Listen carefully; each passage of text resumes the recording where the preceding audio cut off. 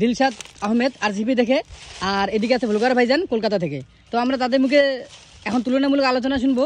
তোমার কি আলোচনা বলো? আমার আলোচনা হচ্ছে আমরা তো কোয়ালিফাই করবোই, যেহেতু একটু নিচে আছি, মানে আস্তে আস্তে যাচ্ছি। যখন একটু জোরে দৌড়াবো তখন তো বুঝতেই পারবে।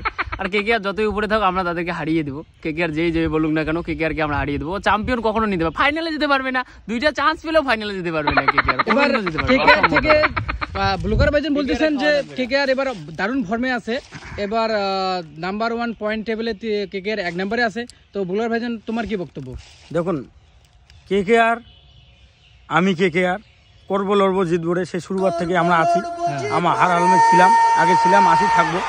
তো ওই যে আরসিবির কথাতে বললো না দিলশাদ, তো ওই আরসিবি যে আছে না, আরসিবির বদলে জেসিবিতে টাকা লাগবে তা লাভ আছে, ঠিক আছে?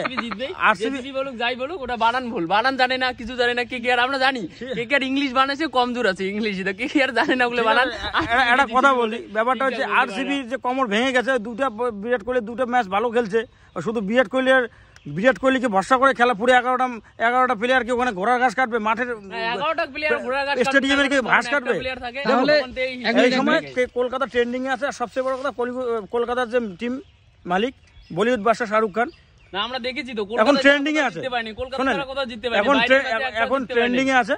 একটা কথা বলতে পারি, ডাঙ্কি, পাঠান, জওয়ান ট্রেন্ডিং এ আছে। কলকাতা ম্যাচ এবার ট্রেন্ডিং। আমার এবার যে ট্রফিটা আমার জয়ী হতে পারে। ওরা 2 নম্বরে থাকবে, ফাইনালে গিয়ে সবারই কোমর ভেঙে যায়, কারণ ফাইনালে ম্যাচটা একটু হার্টবিট কাজ করে, তো ইমোশনাল বেগ কাজ করে, কিন্তু সেই প্রেশারটাই সবাই নিতে পারে না।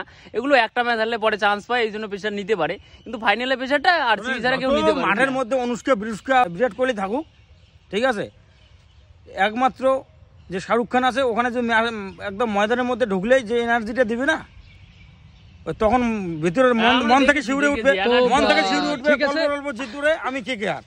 ঠিক আছে বন্ধুরা, তো আমরা আমাদের কথা আজকে অলরেডি যে বিরাট কোহলি আছে আরসিবি, তাদের বিরাট কোহলি কমন অলরেডি ভেঙে গেছে, 2টা ম্যাচ খেলা ও হারিয়ে গেছে কেবলমাত্র।